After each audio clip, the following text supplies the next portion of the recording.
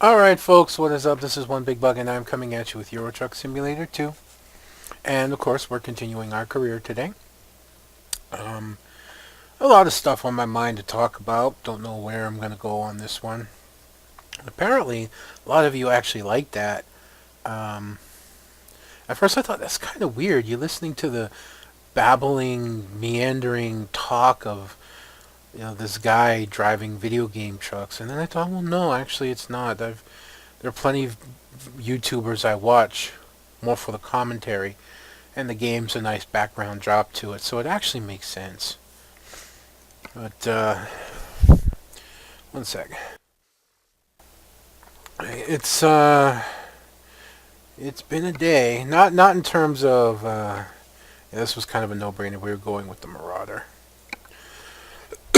Kind of a weird day. Really hot today. We have what's known as Kona winds. They're basically two winds in Hawaii with slight variations.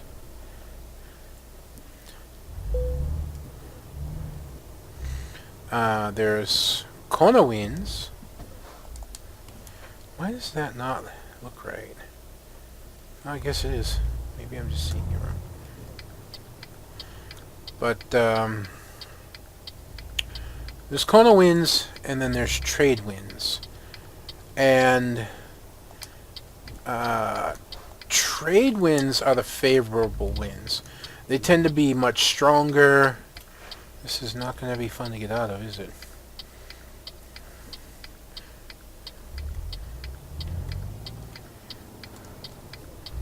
They tend to be much stronger. They tend to be a lot cooler. And overall a lot more pleasant. There's the Marauder right there, I'm pretty sure. Let's see. Yep. They bring cool air from the ocean. They blow it over the island, and it's really nice. And then we have, as I mentioned first, Kona winds. And Kona winds come from the direction of the Big Island. And unfortunately, when the Kona winds blow,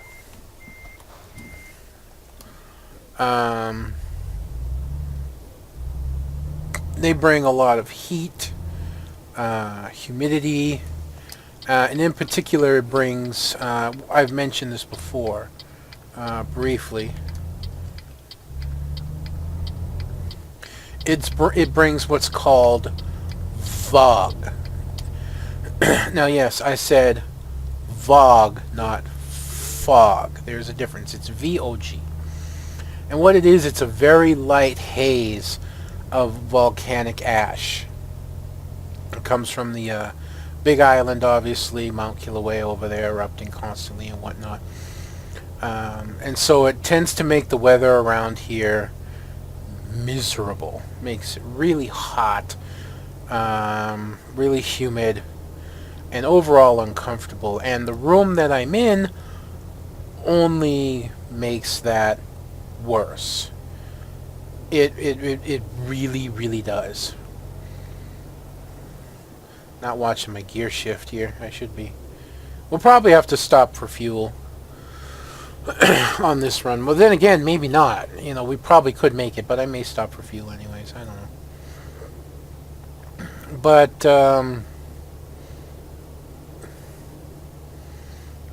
yeah, it makes it really miserable. And so the room I'm in just makes it worse. Because we have no inner walls. That kind of sucked. When I get a freeze up like that, I have to jog the recording, or else I'm really going to desync on voice. And I already hate the desyncing problems I have. It's time for clean my computer up anyways. Open it up, blow the dust out before it gets too much later. I'll do that probably no later than this weekend. Ooh. Fortunately, we're okay. I caught it in time. But yeah, you'll have to excuse me. My throat's a little craggly right now. My nose is a bit runny. I know that. Slow down, dude. I have a tendency to sniff a lot, and I try and like mute it out. Oh, nice. I can just hold momentum and cut right through. Or not. Okay. Fortunately, that didn't hurt much. Where did you know what? Never mind. It was a really stupid idea to begin with, and the game just taught me that lesson. Anyways, I'm not going to let that get me down. Yes, it did cost me another 400 euros, but it could have been a lot worse. Could have been a lot more damage. Can we not do the off-ramp bit, please? I'd really appreciate that. But yeah, with only outer walls, there's nothing between my wife and I and the heat from outside. It just comes blazing through. So our room gets really hot. We only have 3 small windows. Good job, Charles. Almost made up that accident I had. We only have 3 small windows, and if the breeze comes Kona-wise, we get almost none of it here. I mean, it's really, really terrible. So the next few days are going to be really bad because this is supposed to persist till Thursday. But otherwise, it's been okay. Nothing really special going on.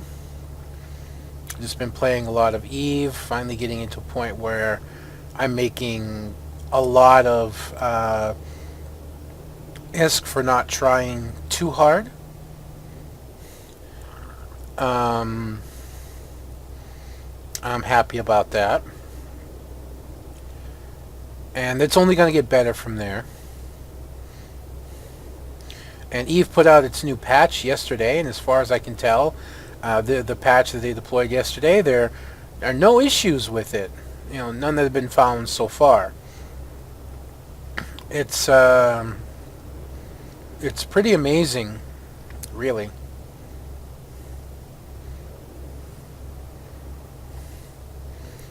It's pretty impressive, to say the least. Yep, there's the loan, which I knew was going to hurt. I mean, minus the 400, that's where we're basically driving to replace right now. Which we almost made up the 400 thanks to Charles. So thanks to Charles, we're only down like 20 bucks. Minus that. So basically we're working to repay that loan and try and balance off some of the gas that I'm going to have to put either during this run or after this run. So yeah, it's a little disconcerting right now. It's a little disconcerting that my price, you know, my money is low, believe it or not. But oh yeah, and of course the repair on the truck, even though it's only 1%, that's still significant.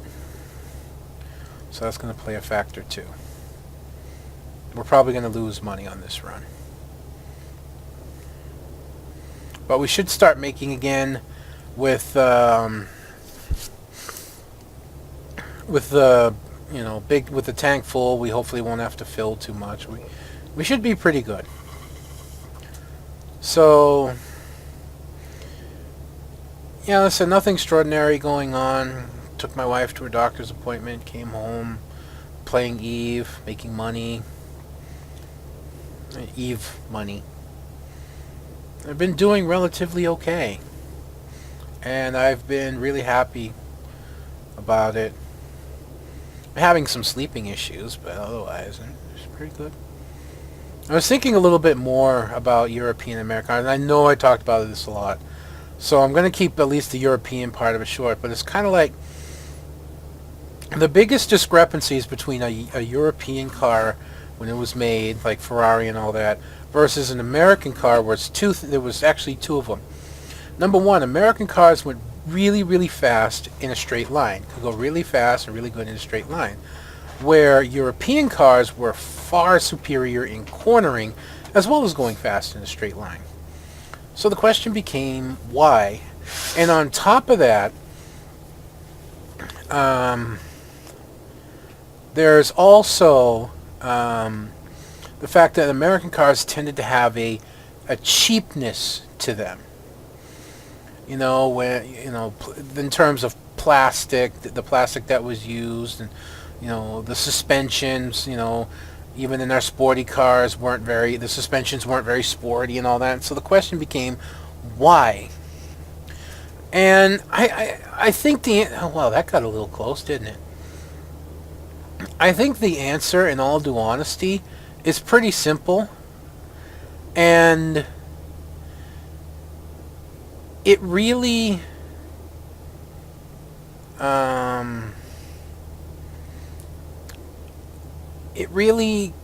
both questions can be answered by a single answer. That's where I'm trying to go with this.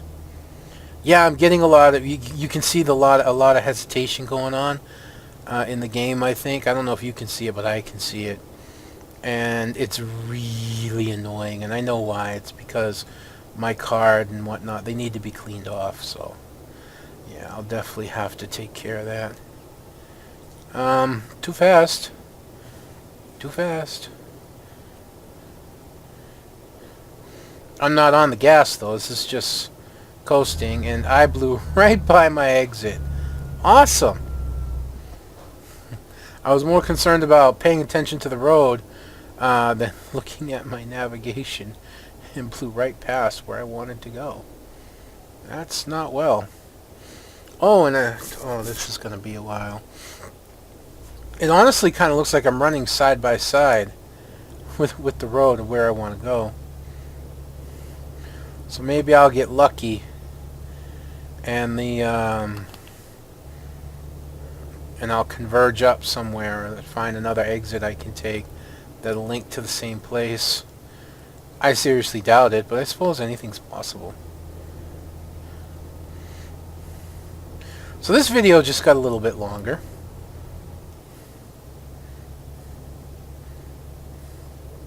This is a long tunnel too.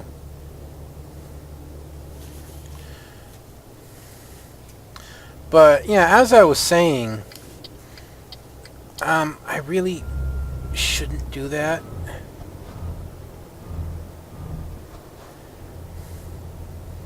Just because the lean of the tunnel, I don't have a particularly tall trailer, but still, it makes me nervous.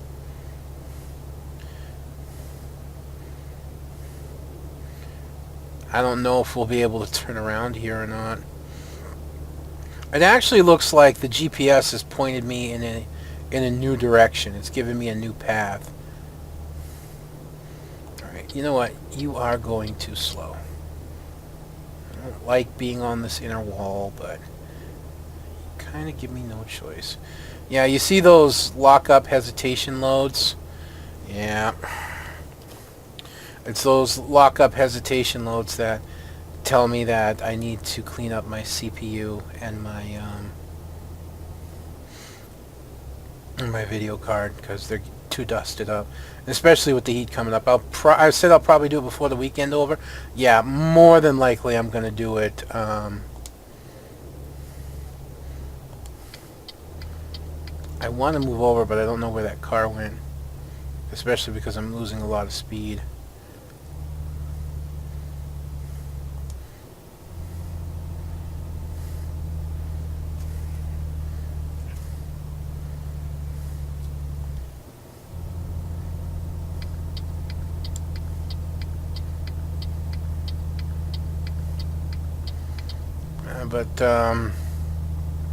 Yeah, the GPS has given us a different route, so I don't have to turn around. I can keep going.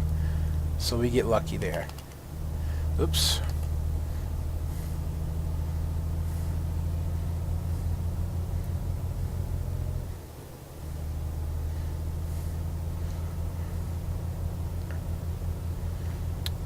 So, I was saying earlier about the cheapness and about the suspension and American cars not doing well in corners. And what it really comes down to is affordability. Plain and simple.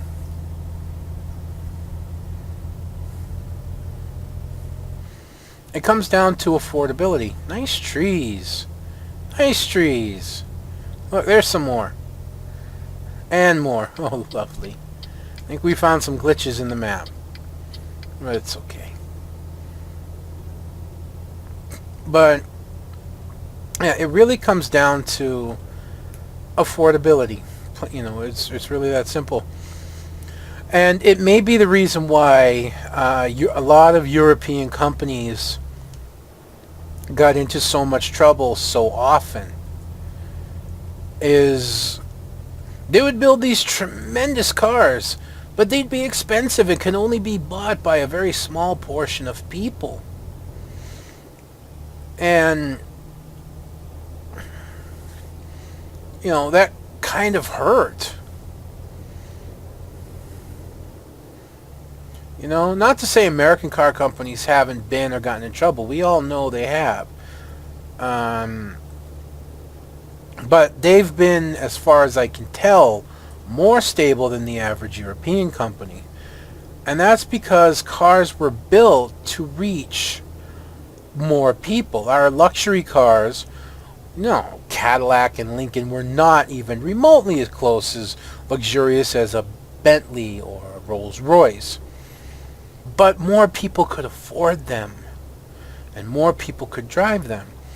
No, our sports cars, our Mustangs, our Camaros, all that. No, they weren't. I thought I was going to have to change lanes. They weren't great in the corners compared to Maseratis and Ferraris and Porsches and Aston Martins, all that. But more people could afford them.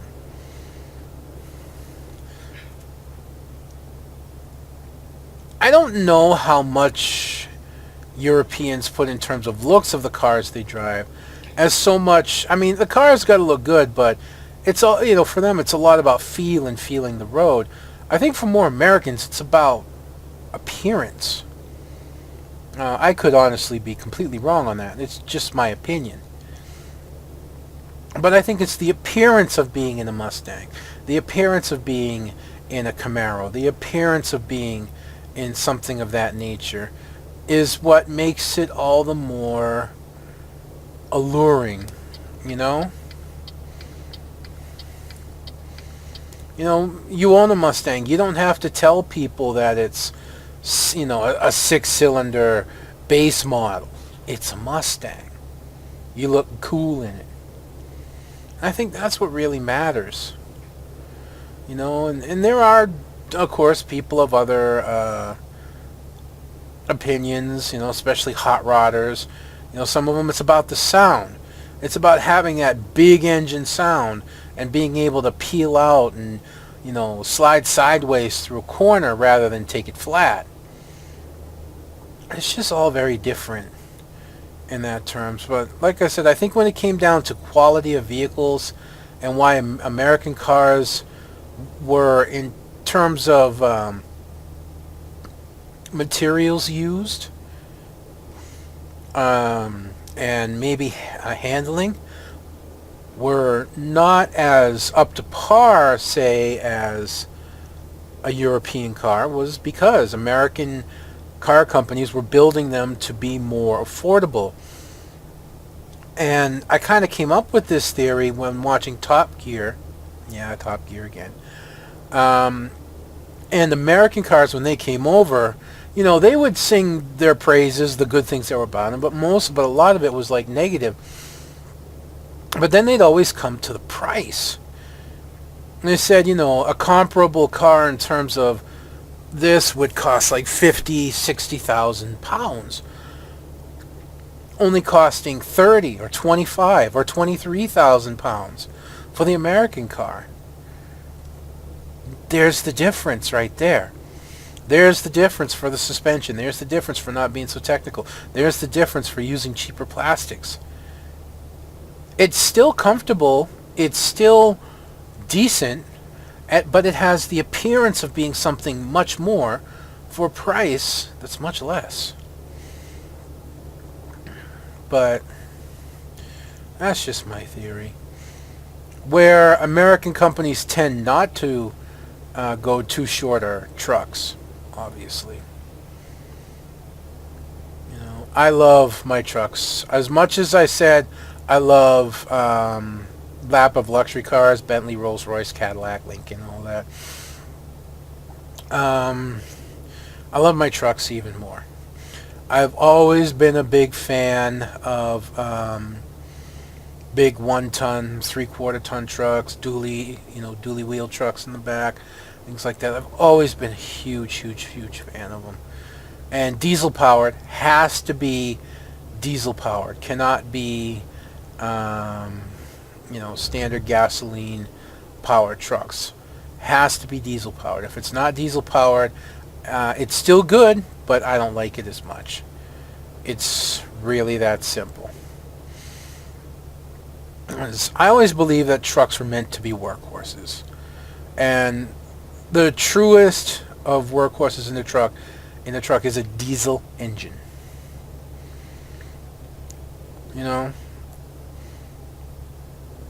And I think that kind of comes more in common with my likes is like Euro truck, because big trucks fit that whole thing too. Big diesel pulling power machines, and that's what I like. If I had my choice between the most expensive, most optioned out, most luxurious possible Rolls-Royce Phantom that you could find, $400,000, $500,000, $600,000, I forget how much US, but really expensive Rolls-Royce, and on the other side you give me a choice of any, and I mean any, of the 3 American trucks, 1-ton, dually wheeled in the back, crew cab, diesel engine, the whole 9 yards, and you give me all the options: standard transmission, not automatic, standard transmission with all the options, all the trimmings, all the luxury and everything else. Well, God, that's a low bridge. All the luxuries and everything else like that. I will choose the truck. Every time. I will choose the truck.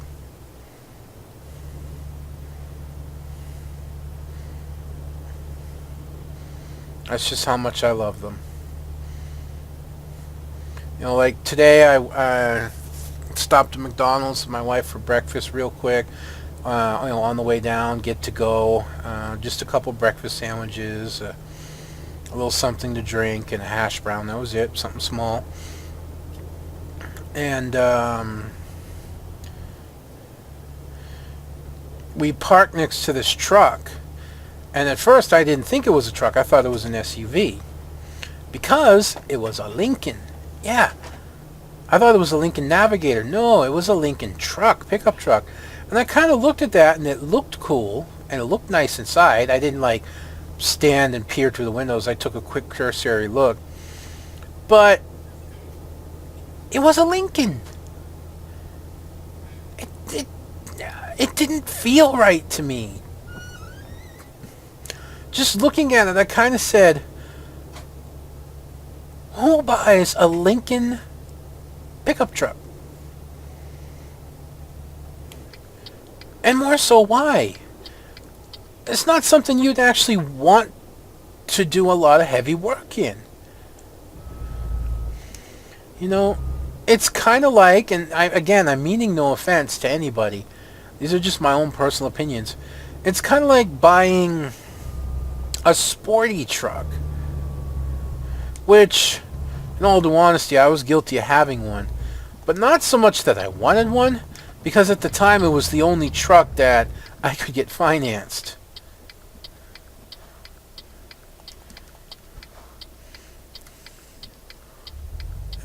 this is not going to be a good corner. We're going to cut up in the grass soon. But cannot help, there's just an endless stream of cars.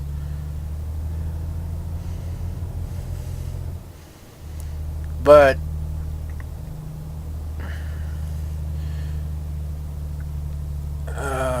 yeah, there's a split. It was like the Ford Lightning. You know, the F-150 Lightning. It's like, why are you buying a truck with a Corvette engine that can go really fast? It's not really 4x4. It's just a speedy, tricked out pickup truck. Why would you do that? That's not what trucks were made for. And, you know, it was okay for the person that bought it, but I just never saw it as a truck. I saw it as a car trying to pretend to be a truck. You know, again, that's just my personal feelings about it. You know, whether it be half-ton, quarter-ton, I don't know if... Well, yeah, I suppose they're quarter-ton trucks. Half-ton, three-quarter-ton, one-ton trucks. Whatever they were... Hello?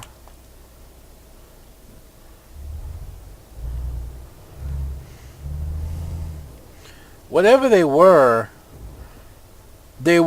meant to do work. You know, all the trucks I had did work. You know, hauling.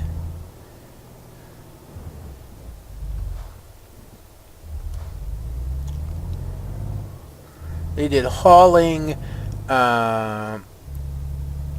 drove through adverse weather, snow, mud, sleet, all kinds of things, yeah?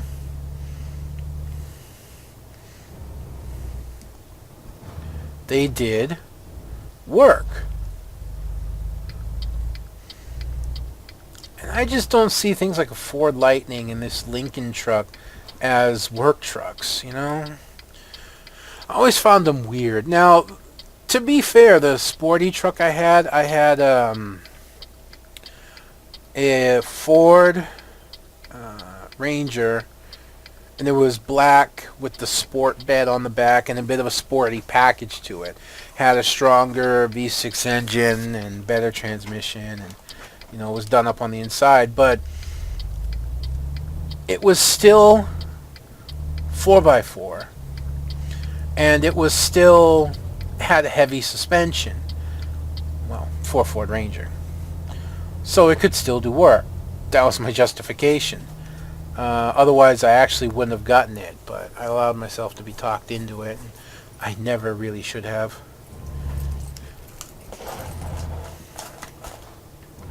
But, you know, that's in the past now. And I'm kind of like rambling all over the place again. I didn't mean to talk about cars and trucks again so much today. It's just kind of how it ended up. So, oh yeah, we didn't stop for gas. We're definitely going to have to. I gotta swing wide if I don't want that trailer up on the sidewalk. We are definitely going to have to stop for gas going anywhere else. Well, maybe not.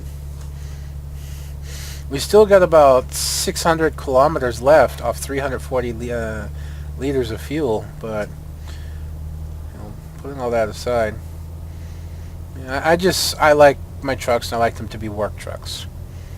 And again, I don't knock anyone for whatever they own or whatever they drive. You know, you have your personal preference, whether you wanted it or maybe it was all you could afford.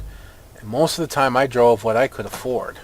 And I drove some really ratty vehicles.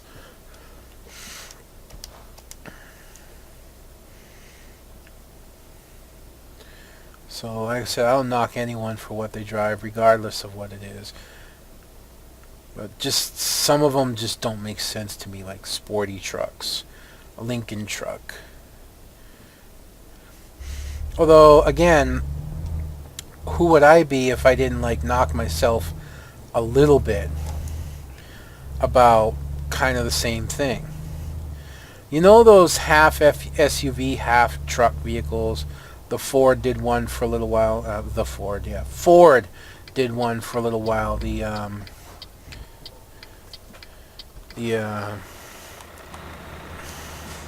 Ford Ranger. Oh, this was bad move actually.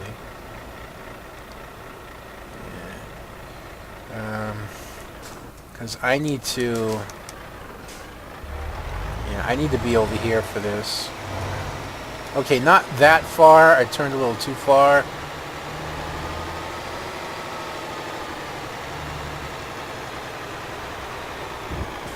Easy, Geronimo.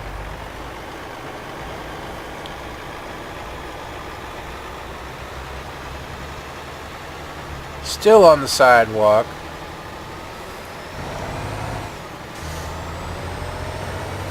For anyone new, the reason I'm on the outside of the truck driving now is because I get a better frame rate on the outside in town. And until I can like double up my video card, this is just how it's going to be.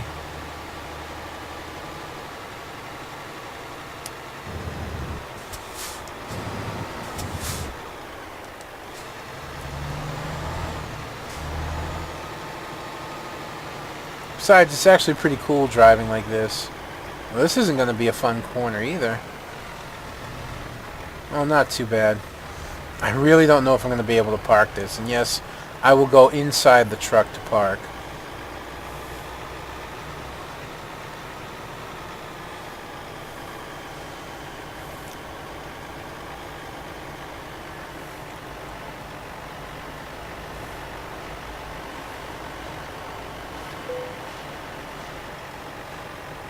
No, wrong.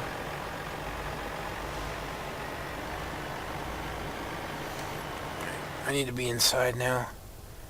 I really don't know if I'll be able to pull this off.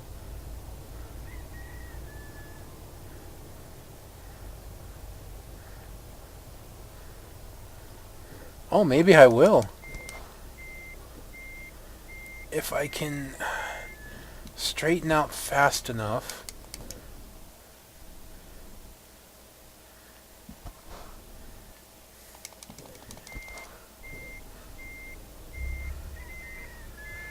Maybe I can just pull this off easily. Oh, I think I've turned a little too far. Come on. Got it! And got it pretty good, too! Nice! Didn't level up, of course. So that kind of sucks. But let's go to that garage, get some rest, repair up. We're back up to 102,000, but that's not going to last. Oops, did not mean to go in reverse. Yeah, but that's not going to last.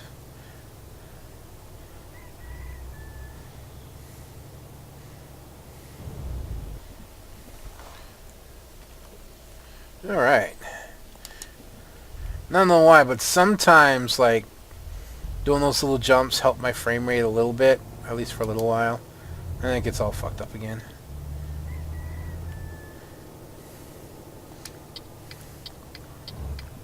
Back outside the truck.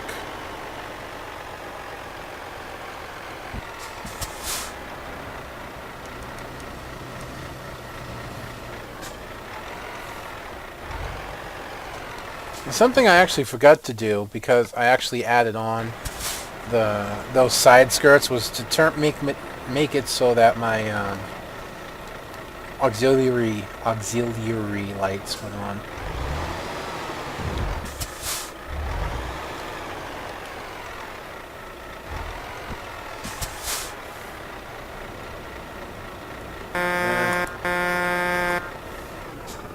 Fracking traffic. I'm tired. I want to rest.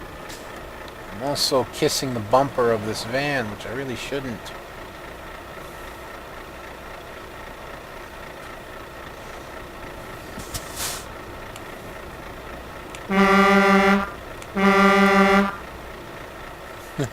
Triple horn. Gotta love it.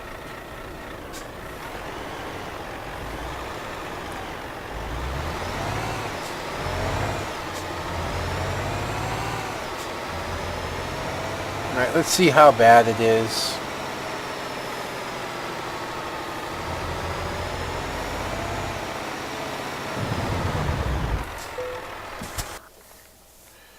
Service.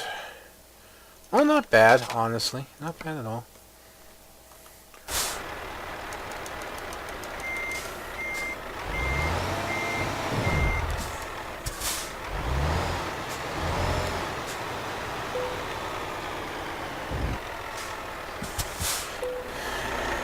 Break.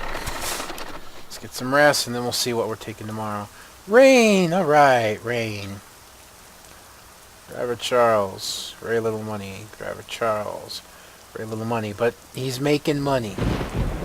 That's what matters. Alright. Let's see what our next run's gonna be.